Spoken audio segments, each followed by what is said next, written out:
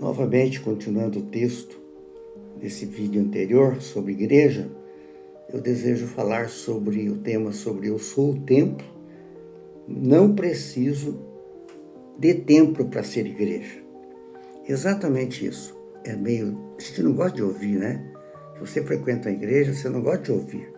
Mas eu fui pastor quase 20 anos. E eu era muito templo, mas pouco igreja. E quando eu era igreja, eu conseguia trazer pessoas para essa igreja.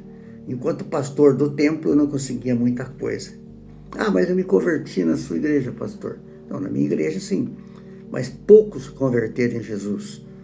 Então, não haveria nem divisão na igreja se você tivesse frequentado e aceitado Jesus.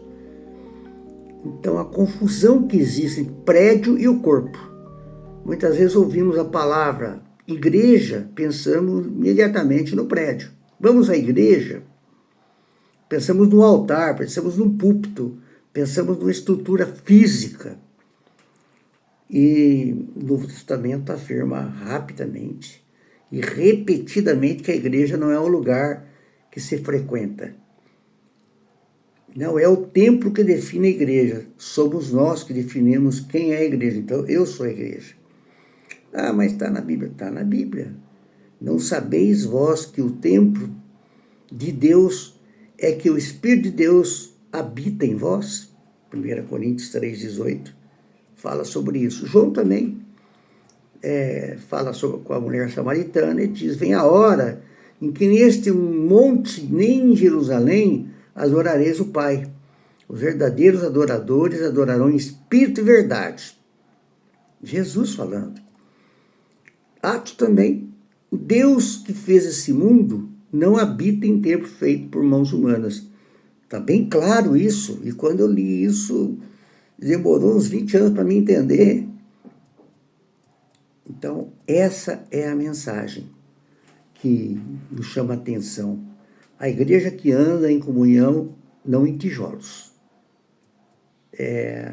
Um escritor chamado Kelvin Van Wezer, eu já falei nele, citei ele no outro vídeo, diz que a igreja não é uma fortaleza, mas uma companhia missionária. Ela vai ao mundo ao invés de pedir que o mundo venha até ela. Essa visão recupera a mobilidade do evangelho.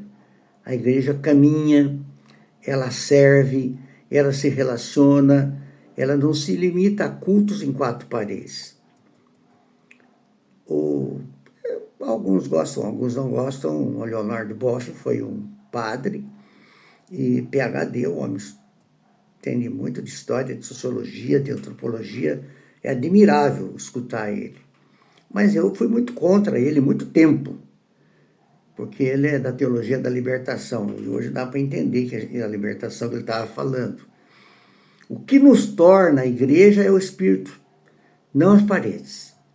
Quando a estrutura se torna mais importante do que o Espírito, deixamos de ser o que Cristo nos chamou para ser. Ele escreve isso.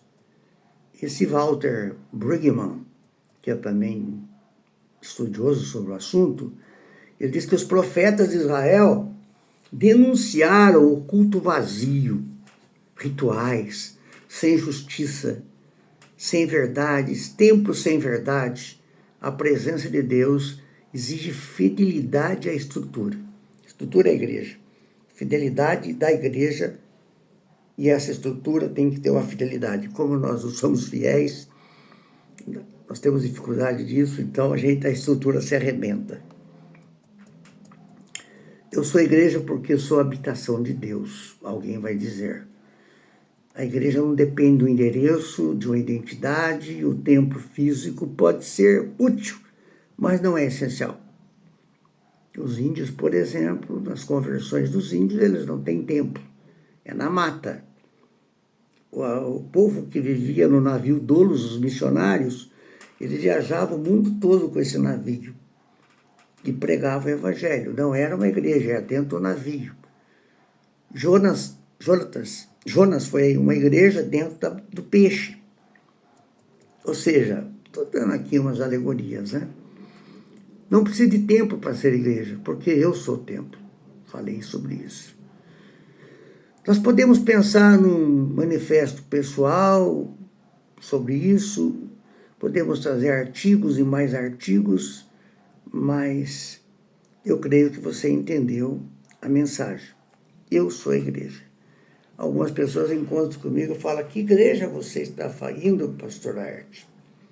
O senhor ainda é pastor? Eu digo: eu não estou indo na igreja porque eu sou a igreja. Eu posso ir num templo qualquer para ter comunhão com algumas pessoas que eu conheço ali, como se fosse uma festa, né? Mas quando eu entro na doutrina do dízimo ou não dízimo, quando eu entro na doutrina do sábado, não sábado, quando eu entro na doutrina de línguas estranhas, não línguas estranhas, se sou helenista ou dispensacionalista, eu estou pensando na doutrina humana que desenvolveu, que teve capacidade de ser alienada a esse mundo bíblico e traz ilações sobre o Evangelho, que acaba confundindo muitos de nós. Eu creio que não esgotei o assunto, ele vai longe, alguns de vocês vão criticar, outros não, mas eu estou aqui para ajudar naquilo que eu possa ser ajudado como igreja. Um abraço.